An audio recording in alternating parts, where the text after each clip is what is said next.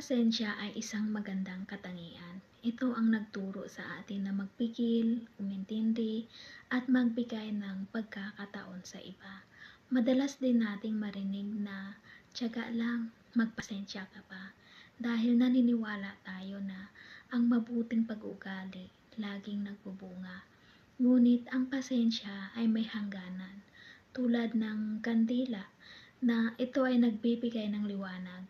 Ngunit kapag patuloy mong sinisinti na walang pahinga, ay mauubos din.